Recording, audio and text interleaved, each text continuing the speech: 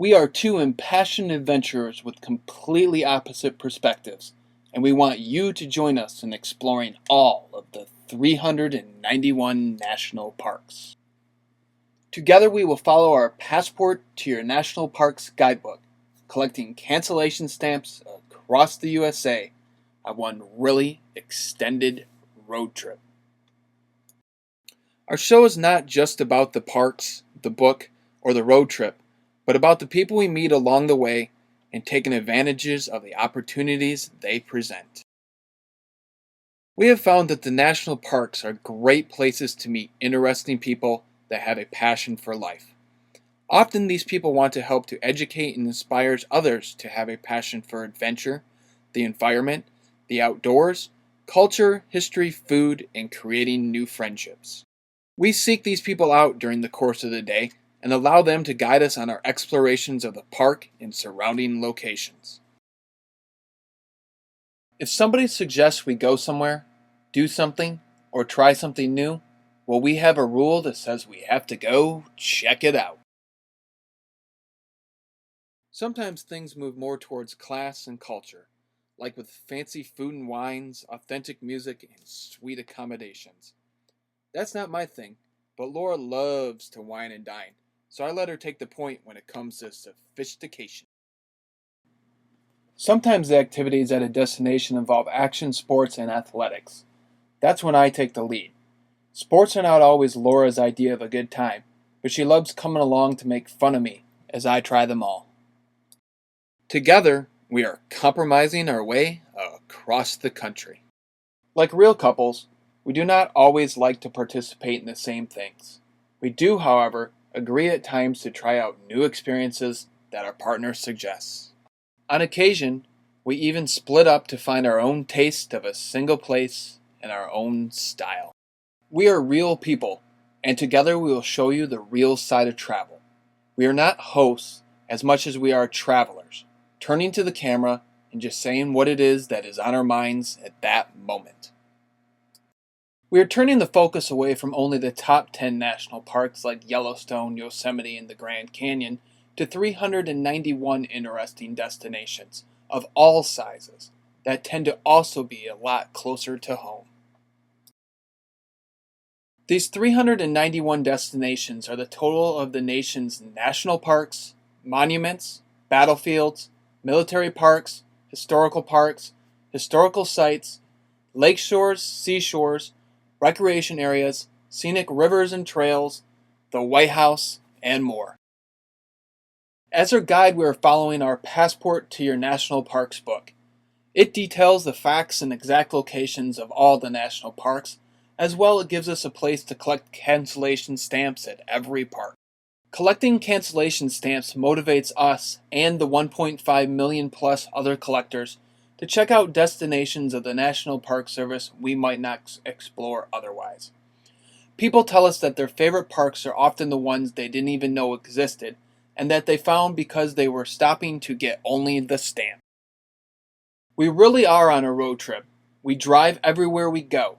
We are free to take as much time and make as many stops as we want.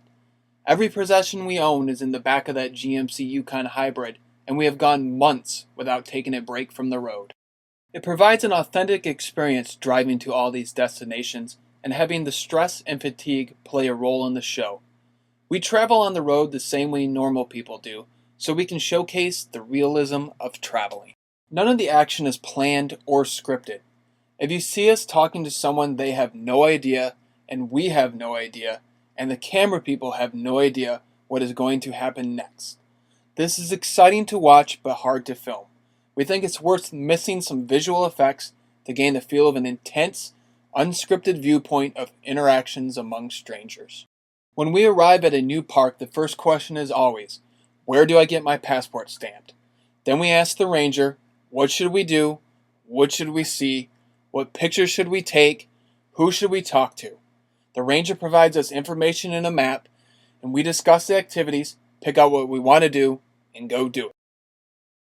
The show becomes a give and take of opinions, ideas, and suggestions of the people we encounter while traveling. We are always asking for people to suggest things to do, and then we follow out those suggestions. Our truck is fully stocked with backpacking equipment and mountain bikes, but if we want to engage in other activities like canoeing, surfing, or climbing, then we have to ask other visitors for help. Most of the time, people offer to teach us, and they usually let us borrow their equipment. I asked a couple to show us how to rock climb. Instead, they insisted that I get in the harness and try it myself. After I came down with a bloody knee, they insisted that Mike, the camera guy, try it as well. We get into these neat situations because of our willingness to approach people. Talking to people is what leads us to opportunities. We establish who we are and what we are doing. Then we show an interest in what it is that led us to approach those people. Individuals that do outgoing things love to share their knowledge on the things they are best at, and they love to teach others how they can share in the experience as well. We take advantage of this fact. Within our first 5 minutes of filming, I saw 3 people riding their horses through Great Falls National Park. We asked them about having horses in the park. Before I knew it, they were inviting us to come watch a polo match that Saturday. The man on the horse is the president of the Polo Association, and we watched the match from his box. We found 2 kids to teach us how to play polo. We then ended up meeting the heirs to Oliva's Cigar Company, who taught me how to properly smoke a cigar. By the end of the night, we had an offer to go crab boating. People watch because they want to know what is going to happen next. Where are we going to start the day, and where are the people we meet going to lead us to? It might be 4 episodes away before we get to take advantage of an offer. The viewer always wants to tune in to continue the story and see what characters pop back up. We provide an authentic representation of a location, and not something that was set up weeks in advance and goes off without an error. It does rain on our show, and you will miss some great scenery because the mountain views do get covered in fog. People will learn something about the history of a location while also seeing that they can have fun while learning. In each location, we will provide the viewer one specific fact or idea that they will be able to use in real life within that week. They will learn not only about history, but more importantly about life and the people we encounter every day that we live on this planet. Road trips are lessons in life themselves. People can no longer afford to travel overseas to London, Rome, Thailand, and Peru. They can afford and are looking for travel ideas within a day's drive. We are providing people with access to see what the national parks closest to them have to offer. We will inspire them to go visit those parks and hopefully many more. The point is not to encourage people to leave their jobs to go on a road trip across the country. Most people are not able to leave their comfort zones enough to experience the things we will achieve. We are inviting people to come along with us and experience these ideas through us. We can only hope to inspire others to make the choice of setting out towards wherever it is they dream they can go.